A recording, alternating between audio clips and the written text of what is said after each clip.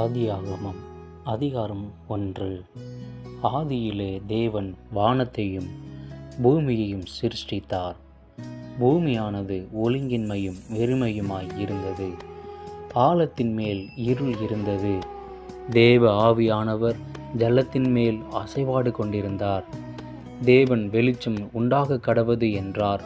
வெளிச்சம் உண்டாயிற்று. வெளிச்சம் நல்லது என்று தேவன் கண்டார். வெளிச்சத்தையும் இருளையும் தேவன் வெவ்வேறாக பிரித்தார். தேவன் வெளிச்சத்துக்கு பகல் என்று பெயரிட்டார், இருளுக்கு இரவு என்று பெயரிட்டார். சாயங்காலமும் விடியற்காலமும் ஆகி முதலாம் நாள் ஆயிற்று.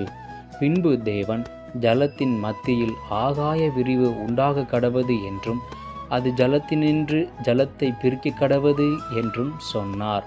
தேவன் ஆகாய விரிவை உண்டு பண்ணி ஆகாய விரிவுக்கு கீழே இருக்கிற ஜலத்திற்கும் ஆகாய விரிவுக்கு மேலே இருக்கிற ஜலத்திற்கும் பிரிவு உண்டாக்கினார். அது அப்படியே ஆயிற்று. தேவன் ஆகாய விரிவுக்கு வானம் என்று பெயரிட்டார். சாயங்காலமும் விடியற்காலமுமாகி இரண்டாம் நாள் ஆயிற்று.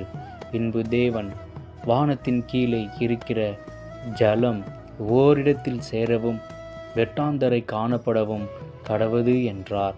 அது அப்படியே ஆயிற்று.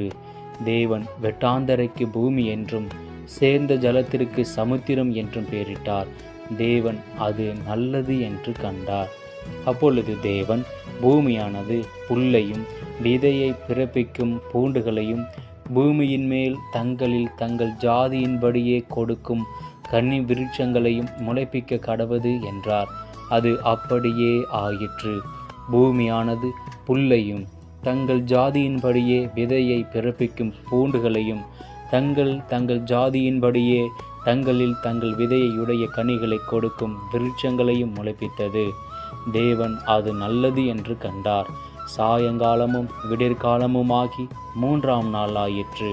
பின்பு தேவன் பகலுக்கும் இரவுக்கும் வித்தியாசம் உண்டாகத்தக்கதாக வானம் என்கிற ஆகாய விரிவிலே சுடர்கள் உண்டாக கடவது. அவைகள் அடையாளங்களுக்காகவும் காலங்களையும் நாட்களையும் வருஷங்களையும் குறிக்கிறதற்காகவும் இருக்க கடவது என்றார். அவைகள் பூமியின் மேல் பிரகாசிக்கும்படிக்கு வானம் என்கிற ஆகாய விரிவிலே சுடர்களாய் இருக்க கடவது என்றார். அது அப்படியே ஆயிற்று.